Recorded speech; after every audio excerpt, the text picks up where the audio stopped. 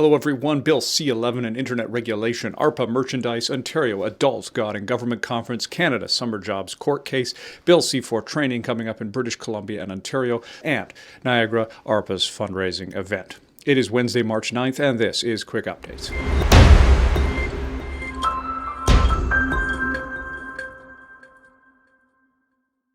So two quick things before we move on to the main stories from this episode. Firstly, the ARPA merchandise store is open until this Saturday, March 12th. Go to store.arpacanada.ca today. And second, the Ontario Adult God and Government Conference is coming up fast on April 1st and 2nd in Brantford, Ontario. You do not want to miss it. In that two-day event, we're engaging with issues like conscience, preborn human rights, assisted suicide, and freedom. Go to arpacanada.ca/GGON22 to register today. Registrations close next week, March 18th. All right, so Bill C-11 has been the subject of dozens of questions that we've been getting from supporters. What is this bill? Well, it's called the Online Streaming Act.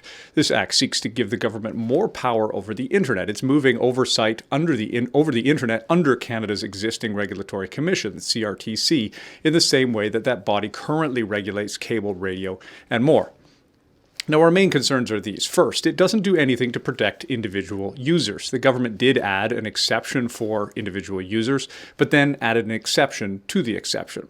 Second, the government will be able to require social media companies to promote certain types of content, and in doing so, are automatically also suppressing and reducing exposure to other kinds of content. Third, Bill C-11 is actively supported by and provides big benefits for traditional media organizations at the expense of small online content creators.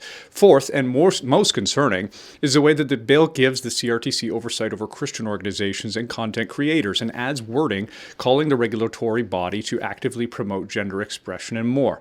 Now, there's nothing in this legislation that exempts churches or faith-based organizations from the regulation. So the content produced here for Quick Updates and your sermon audio account for your church will fall under the scope of government content regulations via the CRTC.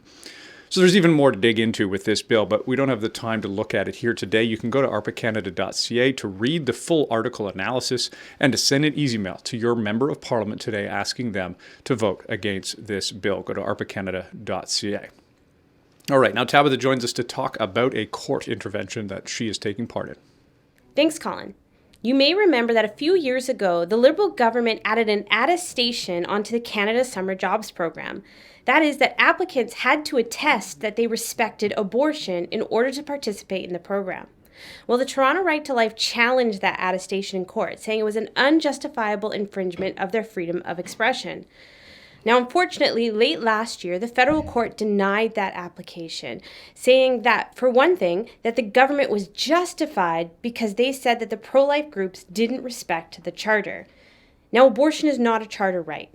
And on top of that, the charter applies to the government and not to private organizations. So we were very concerned about this decision and decided to try and bring our concerns into the Court of Appeal. So late last week, we filed our intervention application. We're waiting to hear back from the federal court of whether they want to hear our arguments. Please keep that matter in your prayers and stay tuned for more details. Back to you, Colin.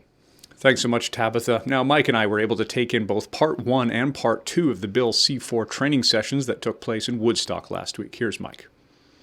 Yeah, Colin, it was so good to be with you in Southern Ontario this past weekend in Woodstock to take in the training sessions regarding the conversion therapy bans and how as we as church respond to those conversion therapy bans and love our LGBTQ neighbors. So you and I got to be participants, which was very beneficial to just receive the presentations and the impact of them. And I can tell you, they were incredibly impactful. The Friday evening, Andre speaking to the legal implications of conversion therapy bans, Jojo Ruba speaking to the pastoral side of things and how do we love our LGBTQ neighbors. Followed up by the Saturday morning where they put scenarios to us. How as church leaders do we deal with this, etc. So super beneficial. If you have an opportunity, please attend these sessions. Coming up March 25th and 26th right here in British Columbia, Friday evening, Thursday evening, as well as Saturday morning, and then more presentations following that in Ontario and Manitoba.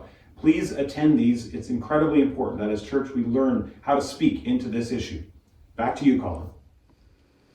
Thanks so much, Mike. And finally, the ARPA Niagara chapter held a fundraiser event this past weekend. Hey, Colin. I'm here over at Wellandport United Reformed Church in and we just had the most exciting banquet. Our annual spring fundraising banquet for ARPA Niagara.